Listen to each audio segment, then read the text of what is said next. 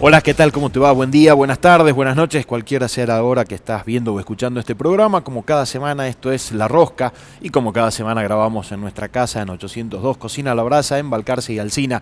En esta oportunidad el único invitado que viene repitiendo varias veces. Ya esta es la tercera que viene, el año pasado vino una, después vino la segunda porque resultó ser el candidato más votado en las elecciones nacionales y hoy de nuevo para ver qué pasó desde aquellas elecciones, las internas, los pasajes, el FMI. Está con nosotros el diputado nacional Emiliano Estrada. ¿Cómo te va, Emiliano? Muchas gracias por repetir, tercera vez que venís. Bien, gracias por invitarme. No, por favor, siempre es un gusto, porque además siempre es un gusto hablar de política y como sos un tipo que la reivindica, como la reivindicamos acá, siempre es entretenido. ¿Qué pasó desde la última vez que viniste? Digo, viniste cuando recién había sido electo diputado nacional, hoy ya pasó un tiempo de mandato, entre eso pasó la votación del FMI, que venían medio, parecía todos alineados y vos no. Sí. O sí, o alineados con un sector y con otro, hoy con una política muy convulsionada, no sabemos a dónde va el Frente de Todos, no sabemos a dónde va ni siquiera Juntos por el Cambio, tampoco está muy claro qué pasa en la provincia. Esta semana fuiste noticia por el uso de pasajes, porque nos imponen agendas de otro lado. Digo, bueno, vamos a hablar de todo eso en esta media horita. Bueno, pasaron miles de cosas, fundamentalmente en la economía, lamentablemente no buenas, gran parte de los datos, si querés, macroeconómicos son buenos, bajo el desempleo, crece la economía, crece patentamiento de auto, construcción, etcétera, pero con una inflación de 6% no cierra, digamos, ese crecimiento. Entonces, sigue siendo convulsionada la cuestión económica.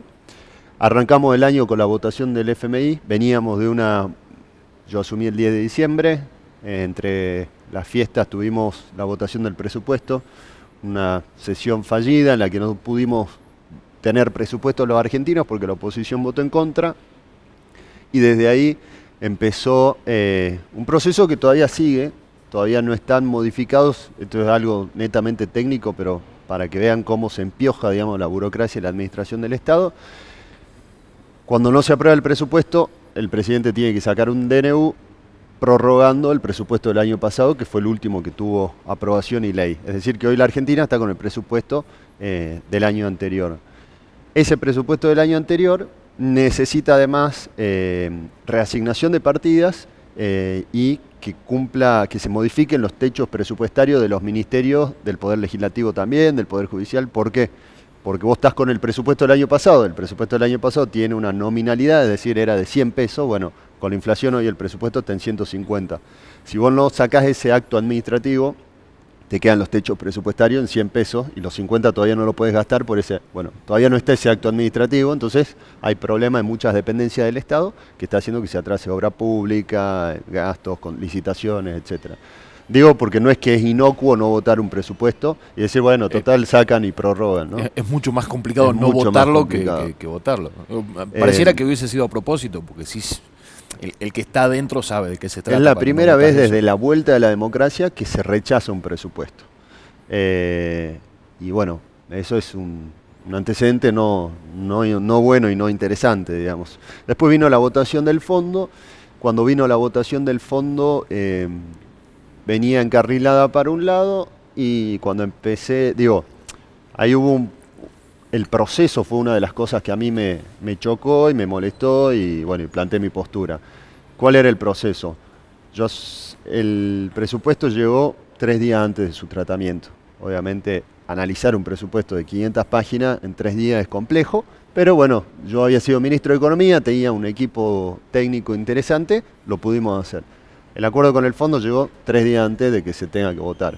Entonces, la lógica en la que se planteaba, bueno, ¿es esto o el caos?, llegó a su límite, porque dijimos, bueno, yo por lo menos dije, si todas las leyes la van a traer 3 días antes, lo lamento, yo voy a tener mi postura una vez que tenga el proyecto en la mano. Ese proyecto en la mano, yo planteé en el mes de marzo, cuando nadie lo planteaba, lo planteé, y dije, este acuerdo es incumplible. ¿Por qué es incumplible? Porque las metas del déficit fiscal no se van a cumplir, porque la estimación de la inflación es incumplible, porque el acuerdo dice que va a subir el tipo de cambio a medida que suba la inflación, que va a subir las tarifas, o sea, todas las medidas del acuerdo eran inflacionarias, y ni siquiera empecé a hacer un juicio de valor. Simplemente estoy diciendo como economista, che, esto no se puede cumplir.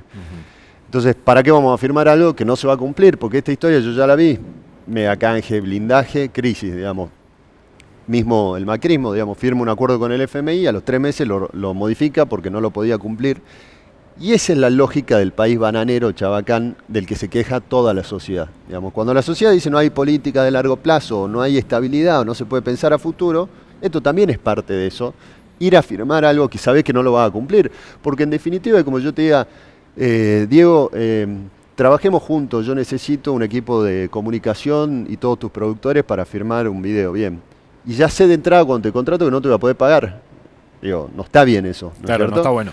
Entonces, digo, es muy complicado, además que estés firmando un acuerdo para que otro gobierno y privado como un banco te diga qué tenés que hacer con tu política económica. Ni hablar, esa fue la segunda etapa de mi crítica, digamos, donde yo dije, bueno, guarda, porque acá el acuerdo dice recorte a las provincias. Yo dije, ¿qué es recorte a las provincias? No se nos explicó qué es recorte a las provincias y ahora estás viendo lo que está pasando con la obra pública. Convenios y licitaciones en ejecución o anunciadas que vienen con atraso de esa ejecución y eso es producto del acuerdo con el fondo. Se empieza a discutir al día siguiente suba de retenciones y eso es producto del acuerdo con el fondo. Entonces, es parte también de que la sociedad en su conjunto entienda que el acuerdo con el fondo, cuando yo planteo, digo, guarda que esto va a tener ajustes e implicancias, la tiene en todos los estratos sociales y en todos los sectores económicos, digamos, no se salva a nadie.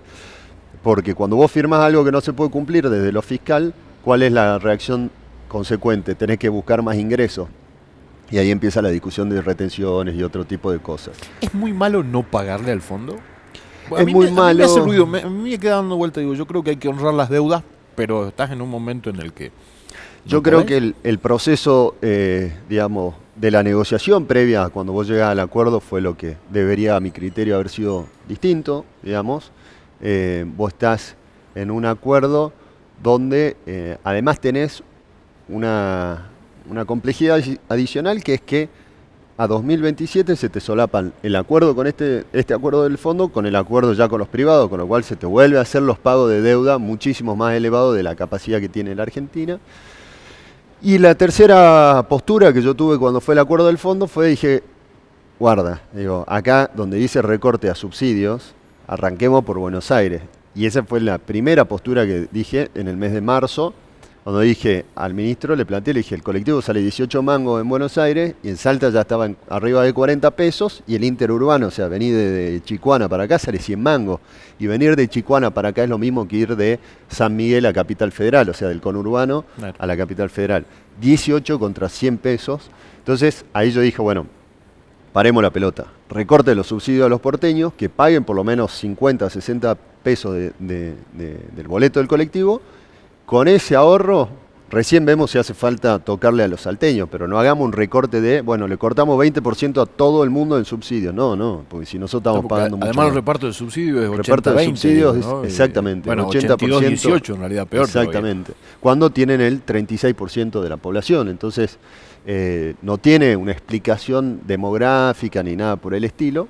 Y es la ciudad con mayor ingreso per cápita. Bueno, yo cuando vi eso dije, yo miro esto. Creo que el acuerdo no se va a poder cumplir, que va a generar inestabilidad, que va a generar inflación este acuerdo, lo estamos viendo, y encima van a tocar los recursos que le transfieren a Salta. Dije, no, yo no voto este acuerdo, me parece que no es el acuerdo beneficioso ni para Salta ni para la Argentina. ¿Y cómo te afecta políticamente eso? Porque sos parte de un oficialismo nacional que jugó, de hecho, mayoritariamente a votar a favor y políticamente también hace un poco de ruido interno, ¿no? Es decir, ¿cómo Sí. contenemos los díscolos? Deben haber dicho. Sí, seguramente. Bueno, yo siempre digo que cuando iba haciendo la campaña me decían, vos sos el mejor candidato, sos el más preparado, el que tiene propuestas y demás, pero no te voy a votar porque no quiero un levantamano del presidente, me decían, ¿no? Entonces en ese momento era, no va a ser un levantamano del presidente, y después cuando planteo mi postura y soy,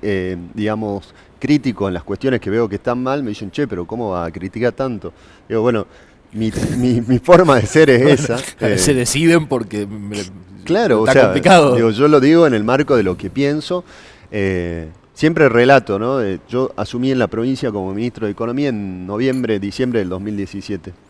Y me acuerdo cuando llegué, miré y dije, che, estamos complicados en términos fiscales, y en un año lo acomodamos. Ahora, en el momento en el que me tocó asumir, yo dije, che, esto está mal, esto está mal, esto está mal.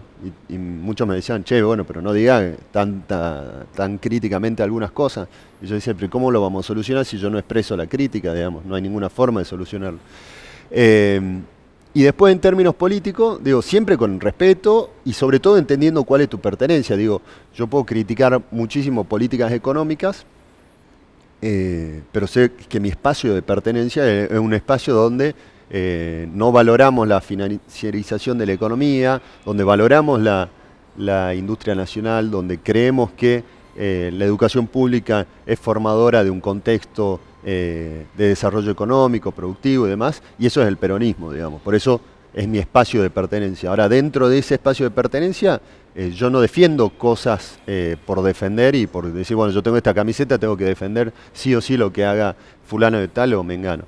Entonces, en ese marco, me parece que las críticas son bien aceptadas, porque además si no, se convierte en un espacio de obsecuente donde nadie plantea una diferencia, y creo que fue uno de los costos que pagó Juntos por el Cambio de 2015 a 2019, donde efectivamente a mí me consta que había algunos sectores que decían nos estamos yendo al tacho porque la política económica es un desastre, pero prefirieron callar para seguir siendo ministro, para seguir perteneciendo al espacio, y eso le hace mal a la política y a la sociedad, digamos. Está bueno poder decir cosas, digo, aunque sea desde el mismo espacio, siempre que desde ese mismo espacio se las tomen bien y no con enojo. Totalmente. ¿No? Porque hay lugares en donde eso no pasa. Bueno, yo creo que a nivel nacional es distinto, ¿no?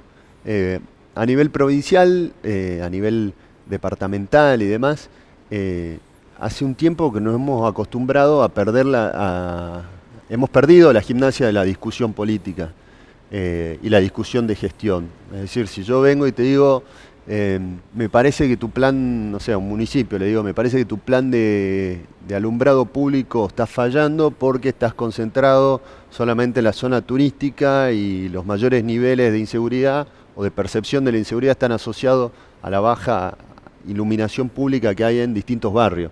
Y vos te enojás, bueno, o sea, tenés una falta de asimilación de la crítica constructiva que impide el diálogo y que impide, digamos, crecer y sobre todo escuchar otras voces distintas y decir, che, esto está piola. Incluso hasta desde un punto de vista de decir, listo, lo llevo yo adelante como política pública porque estoy en el Ejecutivo. Me parece que hay que ablandar, digamos, la oreja para la crítica porque eso ayuda. Hay que bajar un poquito el umbral de dolor claro, o ser menos susceptible, digamos. Totalmente. ¿No? Totalmente, porque una cosa es la crítica, digo, a la política pública y otra cosa es la crítica a lo personal, digamos. Yo no lo critico no sé, a Martín Guzmán como persona, sino que critico la falta de control del comercio exterior que hace que con 16.000 millones de superávit comercial el año pasado no hayas podido acumular reservas. Che, bueno, es clarísimo, si tuviste 16.000 millones de superávit de dólares de superávit comercial y te faltan dólares, es porque en algún lado se te están yendo los dólares y no lo estás sabiendo administrar. Pero digo, no lo critico a Martín Guzmán, critico esa parte del sector externo. ¿Y se enojan? Bueno, hasta ahora no. Digo, no, porque insisto con esto porque hay un nivel de susceptibilidad muy grande en el que no podés decir cosas porque se ofenden del otro lado, se enojan mucho. Sí, hay personas y personas, digamos. Yo, por ejemplo, no sé, me ha pasado con compañeros de bloque de tener posiciones distintas que nunca me hayan dicho, no, lo que vos estás diciendo es un disparate, o sos no sé, un traidor, digamos, ¿no? Nunca me pasó eso. Y me parece que es parte también de una nueva generación, ¿no? Nosotros los que somos más jóvenes, como que tenemos mucho más fluido el diálogo, más fluido porque además venimos de todas experiencias donde algo malo hiciste, digamos. Claro. Este gobierno claramente tiene un montón de falencias, sobre todo en lo económico, y en lo comunicacional, a mi criterio, es, digamos, de lo peorcito, pero en términos económicos tenemos cosas en las que hemos fallado. Jóvenes que militan o participan de Juntos por el Cambio también reconocen y dicen, che, nuestra política económica fue un desastre porque abrimos las importaciones, tomamos deuda, qué sé yo, no bajamos la inflación, bla, bla, bla. Entonces eso también te baja, si querés, los egos y decir, che, a ver, sí, yo también me equivoqué, te escucho, qué pensás vos, qué piensa el otro, y me parece que eso va a ir diagramando una nueva forma de política. En las generaciones más grandes, digamos, es como que es todo a vida o muerte, y eso generó, una susceptibilidad a la crítica. Eso nos llevó a donde estamos hoy, ¿no? Que estamos como en una suerte de nebulosa, ¿no? No hay demasiada claridad qué va a pasar el año que viene, y le estamos dando, yo me incluyo dentro de la política porque soy un tipo que la reivindica también, le estamos dando margen a que se nos cuele un tipo como Milei, por ejemplo, que es la antipolítica, violento, y que en algún punto nos está marcando la agenda, y vemos en otro lado, como vos decís, los más jóvenes o las generaciones más jóvenes están viendo la posibilidad de construir consenso desde las mismas diferencias, ¿sí? Y poder ver a ver si hay alguna chance de hacer unos 5 grandes acuerdos nacionales y de ahí ver. Sí, porque además yo creo que va a llegar un momento donde esta nueva generación se va a tener que hacer cargo en serio de esto, de decir, bueno, el proceso lo conducimos nosotros, se acabó la etapa de ustedes. Digo, de todos los sectores, si vos te pones a ver, gran parte... Patricia Bullrich del lado de Cambiemos, y te puedo nombrar miles de peronistas del otro lado, desde la década del 80 que están. Entonces, vos te ponés a ver Volver y ves, hiper de Alfonsín, están ahí. Dolarización, la dolarización del 1-1 de la convertibilidad, estaban ahí. Estaban aplaudiendo cuando vino el default, tan cuando De la Rúa se está subiendo al helicóptero, y yo llegué con 36 años a la Cámara, y los empecé a ver ahí y dije, ¿siguen acá? Digo, y encima nos están diciendo qué hay que hacer con el fondo, qué hay que hacer con las mismas recetas, claro, además no es solamente que sigan con las mismas recetas. Entonces, esa decepción, el problema de eso es que cuando esos sectores políticos se llevan puesto a la realidad, digamos, y queda el país como quedó, con acuerdo con el fondo de nuevo, con deuda, con inflación, con esto, con lo otro, la sociedad, y yo la entiendo, porque yo a la sociedad la visualizo en mi hermana, en mi mamá, en mi tía, que no están en la política. La entiendo, digamos, la sociedad está en la suya, llevando el hijo al colegio, viendo el laburo, cómo llega a fin de mes, esto, lo otro, y de repente un día se despierta y ve todo hecho un lío, quilombo, prendido fuego, y dice, ¿qué pasó acá? Y váyanse todos, digamos. Y entonces carga toda la culpa sobre la política, que me parece entendible, lo entiendo por qué lo hace. Sí, yo digo, no es todo lo mismo, digo, si esto del acuerdo con el fondo termina como yo dije que iba a terminar, a mí no me digan que son todos iguales, digamos, yo lo planteé en su momento. Pero ¿qué pasa? Eso va fogoneando y va fagocitando también el ingreso a la política de sectores desde la antipolítica o desde la farandulización de la política, que le hace mucho más daño. ¿Por qué? Porque para ser ministro, para ser diputado, para ser gerente del San Bernardo, que es un cargo político, te tenés que haber preparado, digamos. Vos no podés llegar a ser ministro de salud si nunca te preparaste en la visión de cómo se administra el Estado. Entonces, cuando da todo lo mismo, que vos sos, no sé, ¿qué te puedo decir? Arquitecto, y te mandan de ministro de salud, y sos médico, y va de ministro de educación, y en tu vida pisas una escuela y demás, y cuando da todo lo mismo, y bueno, se empieza a resquebrajar la institucionalidad, empiezan a funcionar mal las cosas. Y eso va, hoy en la Argentina la segunda autoridad del Senado, está el presidente, la vicepresidenta, que es presidenta del Senado, la vicepresidenta del Senado es Carolina Lozada, que entró como senadora por Santa Fe. Hace un año era panelista en Intratable, panelista independiente, ¿no? Hoy es senadora de Juntos por el Cambio. Sí, el periodismo independiente dio más candidatos que la política el año pasado. Martín Tetaz, Carolina Lozada, todos los periodistas independientes terminaron siendo candidatos justo de Juntos por el Cambio. Pero bueno, esa senadora ayer, si no me equivoco, antes de ayer, presentó un proyecto de ley para penalizar la venta de niños. Un proyecto de ley que existe del 2003, una ley, quiero decir, que ya existe. Entonces, esa falta de preparación va dejando rastros y va dejando estragos, y entonces cuando la política solamente se convierte en la cuestión de las redes sociales y no hay nada más atrás de eso, y empezás a pagarla, porque vos hoy ves un centenar de políticos trabajando nada más que en redes sociales y trabajando en la ayuda, que esa ayuda individual, esa ayuda personal, digamos, de yo te voy a ayudar a hacer esto, yo te voy a ayudar a hacer esto, En definitiva, no deja de ser clientelismo eso, ¿no? Porque no hay un yo te elijo a vos clase como diputado nacional, te elijo como senador, te elijo como intendente y demás, para que genere las condiciones para que haya laburo.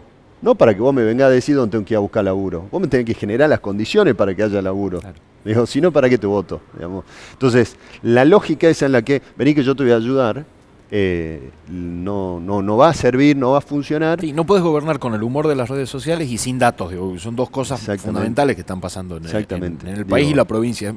Está muy delicado porque te tiene como a la deriva, ¿no? Y por ahí se están discutiendo cosas que no sé si hacen falta discutir, ¿no?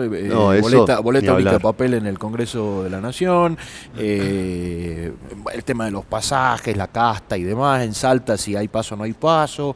Digo, me parece que no estamos discutiendo de verdad lo que hace falta o no se está comunicando. Si se está discutiendo, alguien no nos está avisando. No se está discutiendo. La Argentina vive rodeada de una discusión que le instala los que optan por ser parte de la discusión mediática de la Ciudad de Buenos Aires. Es decir, vos entrar al Congreso y de los dos bandos, digamos, de los tres, cuando digo bando me refiero a oficialismo y oposición, ¿no? De los dos espacios, oficialismo y oposición, el que se quiere meter en la discusión que plantean los medios de la Ciudad de Buenos Aires, perfecto, tendrá espacios de discusión, tendrá cámaras y demás. Los que optamos por discutir problemas de economía regionales, falta del gasoil, tema del subsidio al transporte en Salta y demás, no tenés espacio de discusión ahí, entonces vas planteando discusiones desde otro lado y la vas vinculando con la discusión que plantea el sistema, digamos. Entonces decís, bueno, viene la discusión del fondo y sobre eso cargas y planteas tu discusión del transporte. Pero si no, y ahí es donde yo digo, estamos con una inflación del 6%, y te lo dice alguien que forma parte del espacio oficialista, digamos, donde digo, este es el problema, hermano, no hay un problema de boleta única, digamos. Cuando dicen, yo estoy en las comisiones, dicen, porque la sociedad está compenetrada con esto. Sí, la sociedad, saliste a la calle, la sociedad está viendo cómo hace para que baje la inflación del 6% al 3%, aunque sea. Claro, digamos. ¿Cómo hace para cargarle si estás metido en nafta? Eso, una cosa disparatada. Y claro, se va desconectando la política de la sociedad, se va desconectando, hasta que en un momento la política que se desconectó dice, che, pero ¿por qué no putean tanto? ¿Y cómo no te van a putear si está con inflación de 6% y vos te estás ocupando de cómo va a votar, qué tipo de elección va a hacer? Sí, le estás diciendo a la gente constantemente que estás cansada de ir a votar, que votar 3, 4 veces, que le metes el costo de las elecciones. Exactamente, porque además digo, es una discusión que no deja de ser interesante para la política, alejada de la realidad o de lo cotidiano, pero es una discusión que se está dando sobre otros ejes y no sobre los que me parece se deberían dar. Encima eso. Exactamente, porque digamos, hay cosas que no tienen valor, digamos. Yo podría decir, bueno, che, yo vivo en San Lorenzo, así que a mí no me cobren por el alumbrado público del Santana, porque yo no ando nunca por el Santana. Bueno, hay cosas que sostienen el sistema, digamos. Claro. ¿Por qué? Porque si vos tenés una zona peor que la otra, bueno, naturalmente eso va a ir configurando demográficamente a la ciudad de una manera o de otra, o una persona de bajos recursos podría decir, che, a mí no me saquen de mi impuesto para financiar la justicia, porque yo, la verdad es que es una realidad, la gente pobre en la Argentina no tiene acceso a la justicia. Los juicios, los juzgados, digamos, están abarrotados de temas de clase media o de empresariales, digamos, clase media o media alta. Entonces, claro, no la usás porque no robás, no te robaron, no conoce, vos vas a los barrios, hay gente que no conoce un abogado, nunca en su vida vio un abogado y no tiene para pagar tampoco un abogado. Y si va a un juicio tiene que ir con un abogado defensor que ni sabe que existe bueno. Entonces digo, hay gente que plantea todo en términos de costos y la verdad que la democracia no es un costo porque es lo que nos permite elegir quién nos gobierna, digamos, que en definitiva son los que tienen que generar las condiciones para que la cosa esté mejor. Entonces, vos me decís, ¿te parece un costo elegir a los tipos que van a generar las condiciones? No, para nada. Lo que sí me parece es que tenemos que empezar a discutir quiénes son los que van a ir a generar las condiciones, digamos, porque si los que van a ir a generar las condiciones solamente después van a estar en redes sociales, bueno, ahí sí me parece que ese es el costo, digamos. Claro, el costo es... Porque es el costo que pagamos después con la realidad que vivimos todos. Claro, el costo de no saber a quiénes estás eligiendo, que no tiene nada que ver con el sistema electoral en sí. Exactamente. Y al principio del programa decías, está bajando el desempleo, está aumentando las ventas, hubo superávit en la balanza comercial y sin embargo no alcanza. ¿Qué pasa que no alcanza? ¿Cómo lo podemos explicar? Porque de verdad tenemos un gobierno que te dice cosas que no terminas de entender, la guerra contra la inflación, multicausalidad, y digo, ¿no hay una forma más sencilla de explicar cómo lo resolvemos o qué se puede hacer o qué está pasando? ¿O hasta cuándo? Algo un poquito más concreto, debe haber alguna forma. Hay algunas cuestiones que tienen que ver con la falta de una hoja de ruta, a mi criterio. Digo, si estamos en un contexto donde todo el mundo tiene incertidumbre, donde estás con inflación del 6% y demás, a mi criterio, si yo fuese ministro de Economía, yo daría una conferencia de prensa cada 15 días. Le explicaría a los argentinos cuál es la hoja de ruta y si dentro de 3 semanas me desvié de lo que le expliqué hace 3 semanas, le explicaría por qué pasó esto e iría llevando un poco de orden, digamos, a las expectativas de la gente, que en definitiva son las que arman también en gran parte y delinean la inflación y el escenario, digamos, en el que nos movemos. ¿Qué está pasando en la Argentina? Vos tenés dos problemas, si querés, en la Argentina. Tenés un tema de sector externo y un tema de sector interno. Sector externo es básicamente la tenencia o no tenencia de dólares por parte del Estado, que son las reservas del Banco Central. ¿Cómo se generan los dólares? Vendiendo más de lo que gastás importándole al mundo.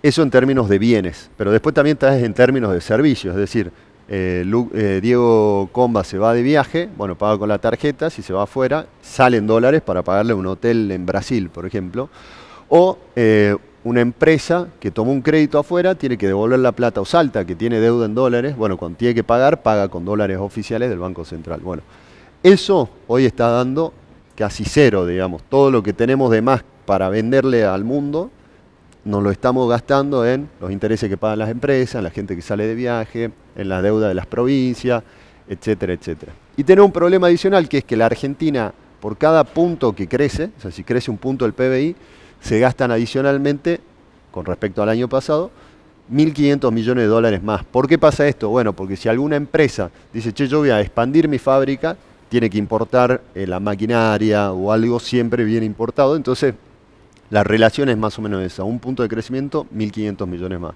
Eso es lo que se llama históricamente restricción externa, digamos, el problema que tiene la Argentina siempre de que le faltan dólares. ¿Qué hizo históricamente el peronismo para resolver ese proceso?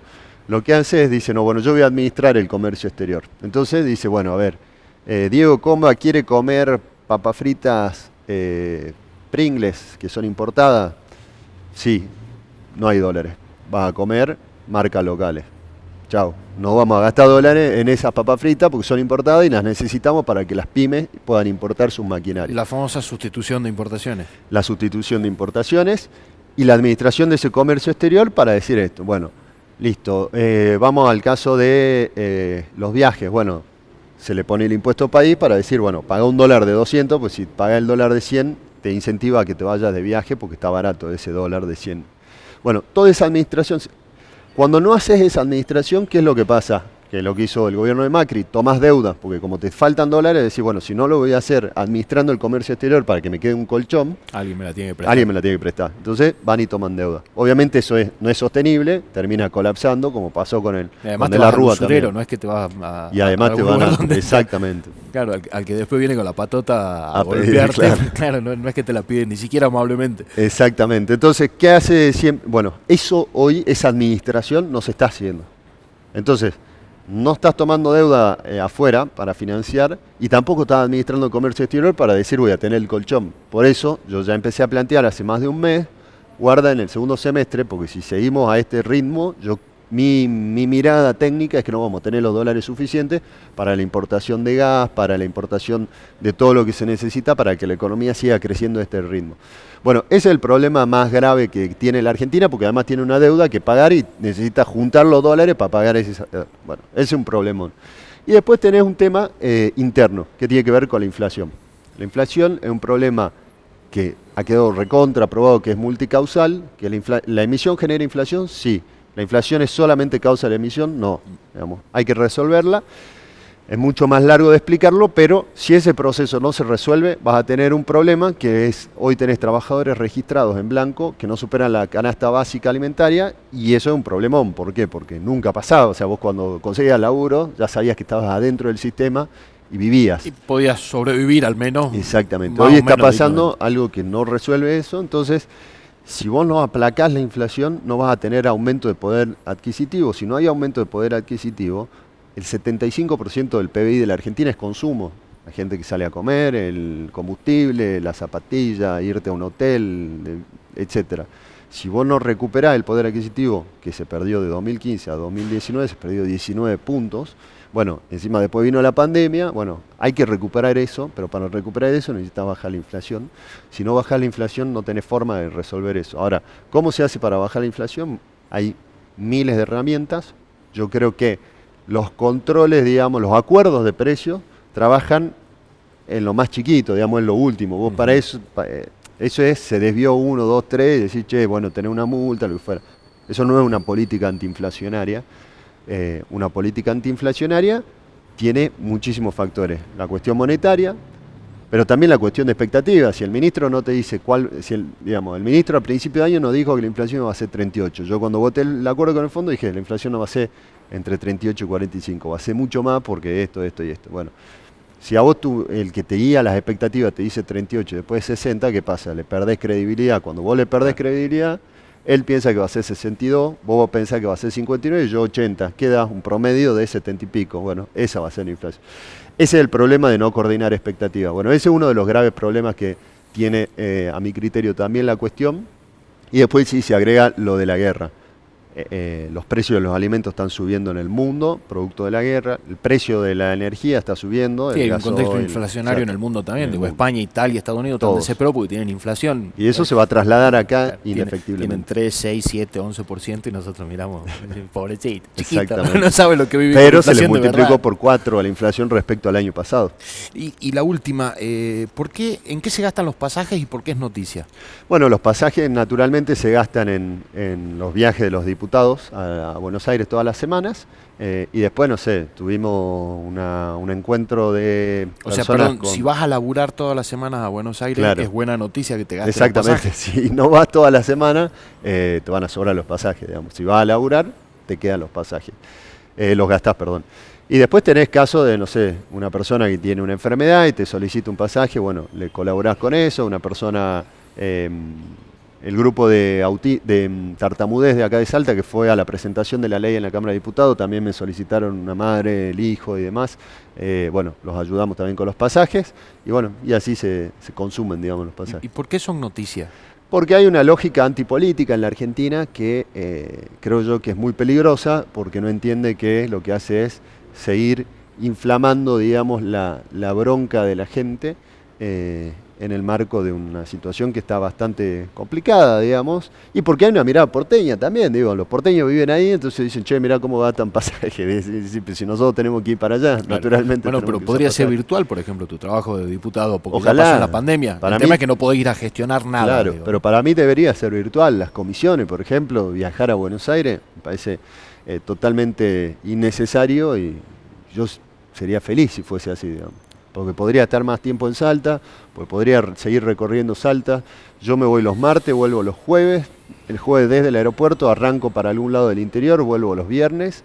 Y obviamente eso hace que yo desde el lunes o desde el martes hasta el viernes a mi hijo de 2 años no lo vea nunca. Con lo cual, si me pones comisiones virtuales, te agradezco porque me resolvés también una cuestión personal, familiar, digamos. Claro, una cuestión de vínculo también. Exactamente, ¿no? El miércoles teníamos que estar en la Comisión de Presupuesto y Hacienda firmando el dictamen de boleta única, un tema que no le importa a nadie. En el mismo momento que yo tenía que estar ahí, le estaban operando el corazón a mi viejo, por ejemplo, y tenía que estar ahí, ¿entendés? Entonces esas cosas las deberían resolver y bueno, y ahí dejaríamos de gastar pasaje. Te agradezco por haber venido. Gracias. A ver si en el año, antes de cerrar el año, venís por 4ª vez. Bien, perfecto. Dale, gracias. Esto era La Rosca, nos vemos la próxima semana, muchas gracias.